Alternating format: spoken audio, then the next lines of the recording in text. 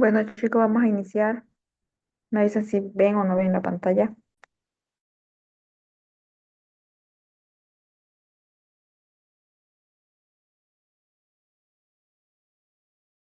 Recording in progress.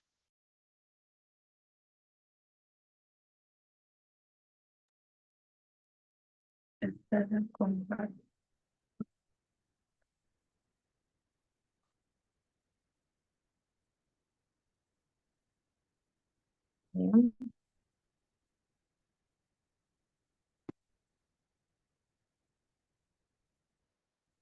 Sí. Uy, espera un rato.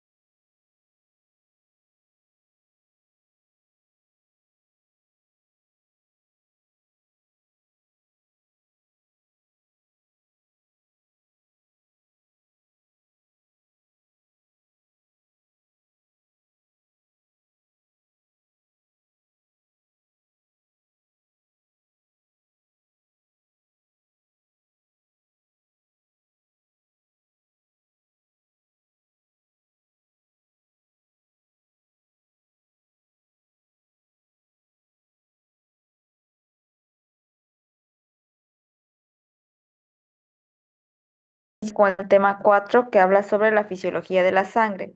Primeramente vamos a hablar sobre lo más importante aquí, que es los glóbulos rojos o también conocidos como eritrocitos. Los glóbulos rojos son como, los glóbulos rojos son como pequeños saquitos, son como sacos, que estos se encargan de, ¿qué? De transportar oxígeno de los pulmones a todo el cuerpo y devuelven dióxido de carbono desde los tejidos hacia los pulmones. Estos saquitos están llenos de una proteína llamada hemoglobina. Son sacos que contienen hemoglobina. ¿Y esta hemoglobina qué hace? Simplemente es la que atrapa el oxígeno. El tiempo de vida útil de los glóbulos rojos es de 120 días. Luego de este tiempo son eliminados por el vaso o también por el hígado. La hemoglobina está compuesta por dos, una parte hemo y una parte globina. La parte hemo es la que contiene el hierro y es donde se une el oxígeno y esta le da el color rojo a la sangre. Y la parte globina es la parte, simplemente la parte proteica.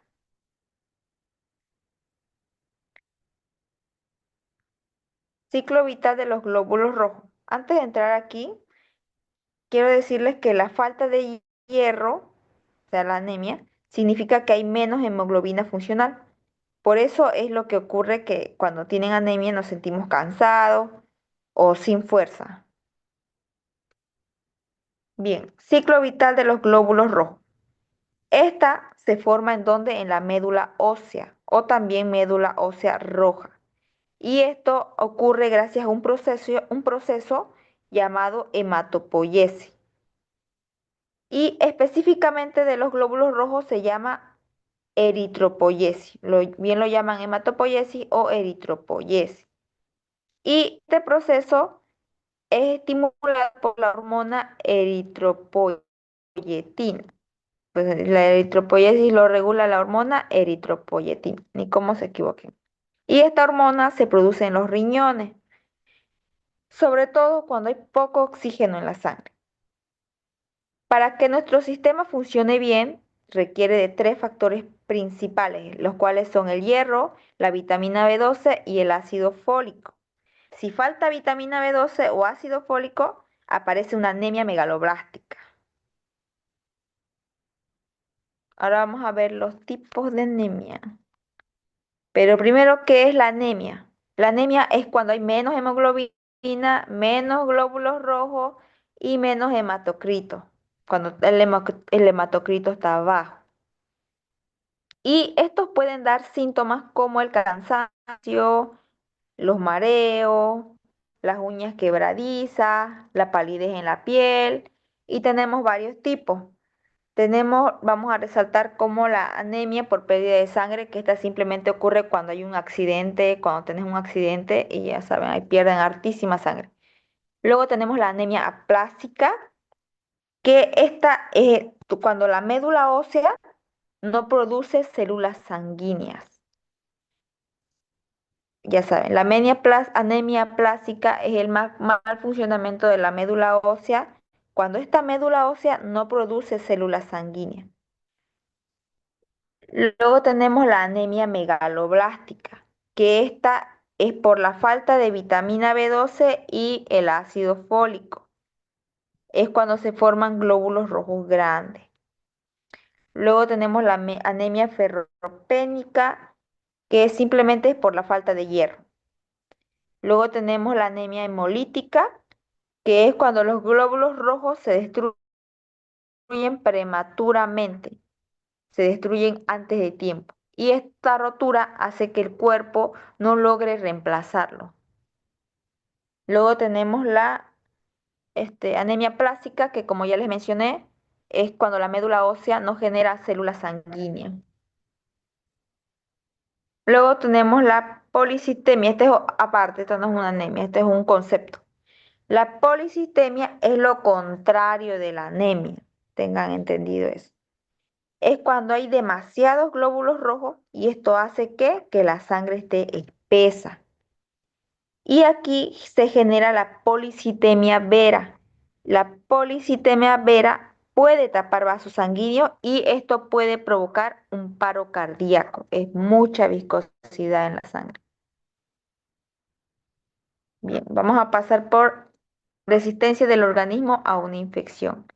En la defensa de los adultos, nosotros contamos con los glóbulos blancos o también llamados leucocitos.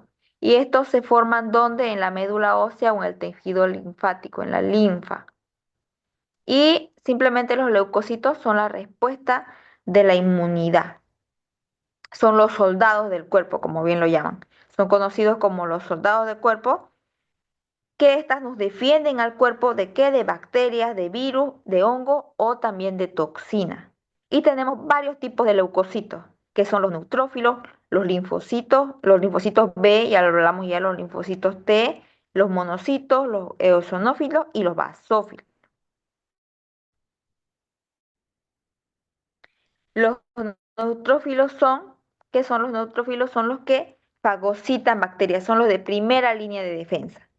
Luego tenemos los linfocitos B, que estos son los que producen anticuerpos.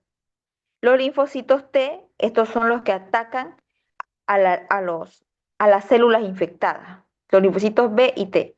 B produce anticuerpos y T es la que ataca. Luego tenemos los monocitos, que los monocitos son los que se convierten en macrófagos. Y luego tenemos los eosinófilos, que estos son los que actúan en las alergias y en las enfermedades parasitarias. Y luego tenemos los basófilos, que estos son los que liberan histamina en alergias. Aquí están, ya saben, las líneas de defensa, que son los neutrófilos y macrófagos, son los de primera línea.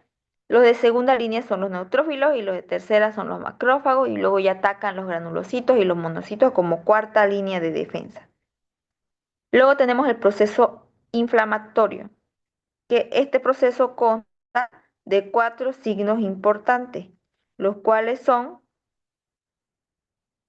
los cuales son el enrojecimiento o la tumefacción, y la tumefacción, el aumento de calor y también el dolor.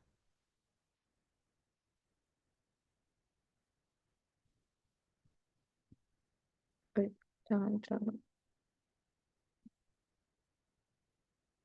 Bien, vamos a aceptar un compañero.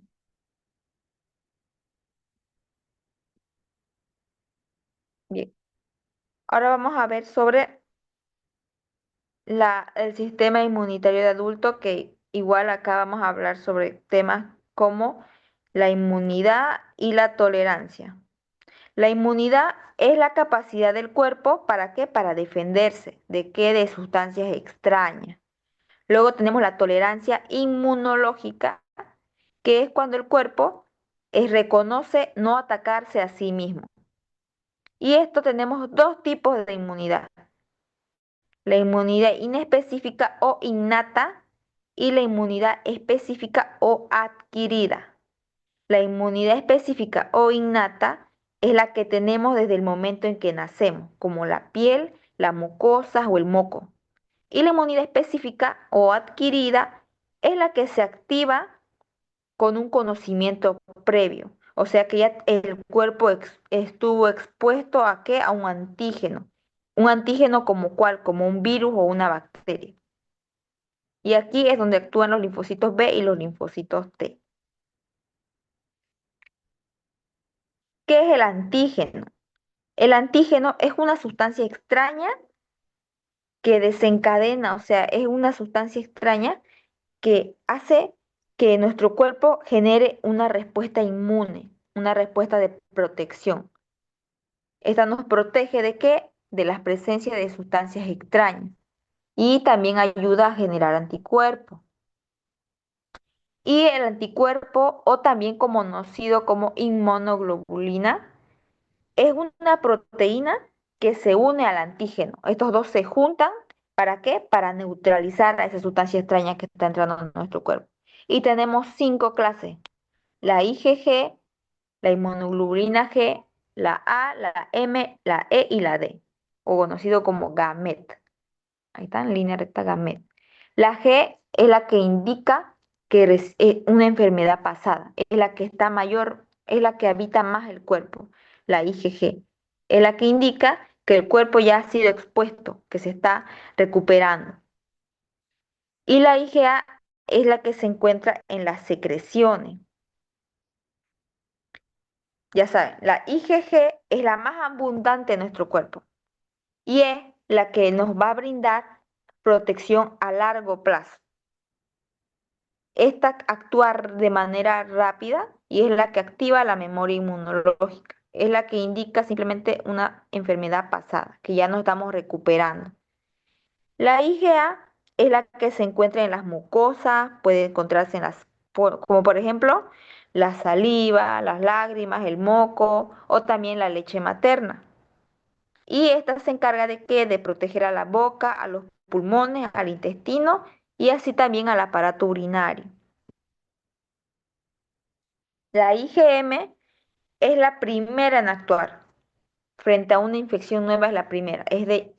Indica una enfermedad activa. Indica que, bueno, ahí lo dice, indica la enfermedad activa. Esta es la respuesta inmune más fuerte. Luego tenemos la IgE, que esta es la que participa en alergia. Y también esta se encarga de liberar histamina. Y también combate parásitos. Luego la IgD es la menos importante, no se sabe mucho de esta, así que no la detallo. Bien, la memoria inmunológica y también las vacunas. La memoria inmunológica, como bien les mencioné, es la respuesta rápida y violenta hacia qué, hacia un agente extraño. Luego tenemos la vacunación. Bueno, antes de entender, cuando nos vacunan, significa que nos están inyectando un antígeno debilitado. Así que el cuerpo aprende a defenderse y genera que la memoria inmunológica. Así, ¿para qué? Para que nos suministren conocimiento previo cuando el germen quiera ingresar, cuando ese agente extraño quiera volver a ingresar. Luego tenemos los grupos sanguíneos y el factor RH. Bien, aquí tenemos que saber que los glóbulos rojos tienen antígenos. ¿En dónde? En la superficie. De esto va a depender el grupo sanguíneo al cual correspondamos. Puede ser grupo A, grupo B, grupo AB o grupo O, que es el más común. Y también podemos tener sí o no el factor RH.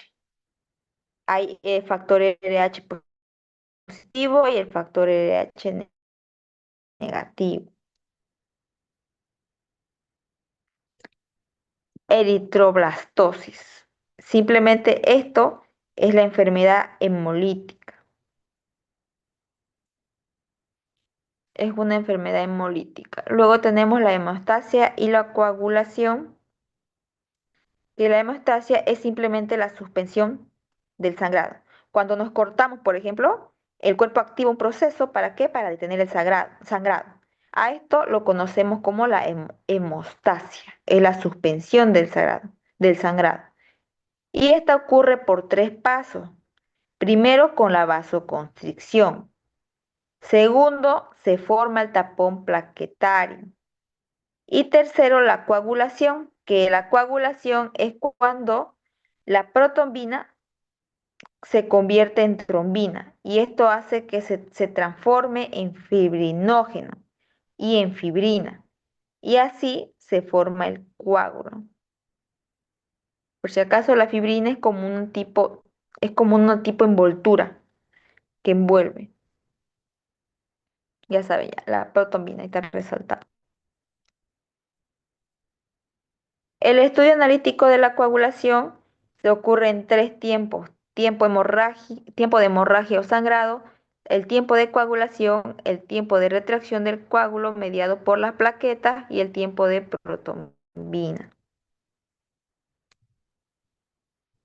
Ahora vamos a avanzar por el próximo tema, que es el quinto, que es la fisiología del aparato respiratorio. Aquí está compuesto por cuatro fases. La ventilación pulmonar, que es la entrada y salida del aire, o sea, el acto de respirar. El de difusión, que es el intercambio de gases entre los alvéolos y la sangre. Luego tenemos el de transporte, que es cuando el oxígeno va de la sangre hacia las células. Y por último, el de regulación, que este es controlado por el sistema nervioso. Y este sistema se compone de dos zonas, la zona conductora y la zona de intercambio o zona intercambiadora. La zona conductora ocurre donde ocurre en las fosas nasales, en la faringe, en la laringe, en los bronquios o en los bronquiolos. Aquí en la zona conductora es donde se filtra, se calienta y se humedece el aire. Y la zona intercambiadora simplemente es donde ocurre el intercambio entre el oxígeno, donde entra el oxígeno y sale ¿qué? El dióxido de carbono. Y esto ocurre en donde en los bronquios terminales y en los alvéolos. Luego tenemos la ventilación pulmonar, que esta ocurre en donde en las fosas nasales, que es las fosas nasales son las que se encargan de qué, de preparar el aire que ingresa a intercambiarse en donde, en los alvéolos. Luego tenemos los actos de respiración que ocurren en las pleuras. Y tenemos dos pleuras, pleura visceral y pleura parietal. La pleura visceral es la que recubre ¿a qué? Al pulmón. Y la parietal es la que recubre al interior del tórax. Entre estas dos pleuras hay un líquido que se llama líquido pleural. Músculo respiratorio. Aquí tenemos dos tipos de músculos, los inspiratorios y los expiratorios. Los inspiratorios es cuando el diafragma se contrae y baja, metiendo aire. Ya saben, inspiratorio el diafragma se contrae. Expiratorio, esta es cuando el diafragma se relaja y ahí es donde sale el aire. Aquí durante este proceso actúa el músculo, los músculos abdominales e intercostales. Ahora vamos a hablar sobre el moco y el surfactante. El moco es el que se encarga de que de atrapar partículas, polvo o gérmenes que se encuentran en el aire y es el que se encarga de mantener húmedo nuestro sistema. Luego tenemos el surfactante, que simplemente el surfactante es una sustancia que esta evita que los alvéolos se colapsen, evita el colapso alveolar. Sin el surfactante, nosotros no podríamos respirar bien. Ya saben, evita el colapso alveolar el surfactante. Ahora sí, el intercambio gaseoso. Aquí tenemos la circulación pulmonar son en tres. La pulmonar, la bronquial y la zona linfática. La pulmonar es la que oxigena la sangre. La bronquial es la que nutre a los pulmones. Y la linfática es la que drena líquido y esta nos ayuda a la defensa. Luego tenemos el edema pulmonar, que el edema pulmonar simplemente es la acumulación de líquido en los pulmones. Y esta tiene varias causas. Las principales es la insuficiencia cardíaca, puede ser daño en los capilares, el aumento de la permeabilidad y ahí el bloqueo del drenaje linfático, así como también lesión en la membrana capilar pulmonar. Bueno, con que le ponga insuficiencia cardíaca y bloqueo del drenaje linfático está bien. Luego tenemos el derrame pleural, que es el almacenamiento de mayor cantidad de líquido en donde en la cavidad pleural, o sea, en los tejidos. Y esto ocurre por tres causas: el bloqueo del drenaje linfático, la disminución de la presión coloidosmótica y el aumento de la permeabilidad. Y luego aquí un reflejo muy importante que es el reflejo de Hering-Breuer. Este es importante, ¿por qué? Porque este reflejo es el que impide que los pulmones se inflen demasiado y los activa ¿para qué? Para detener la inspiración cuando ya se llenaron los pulmones.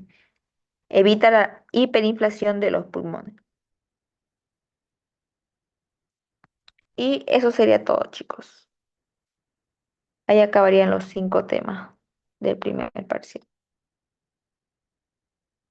El lunes continuaríamos con un repaso de los otros 5 temas, creo que son sí, del segundo parcial, un repaso y faltarían los modelos de examen.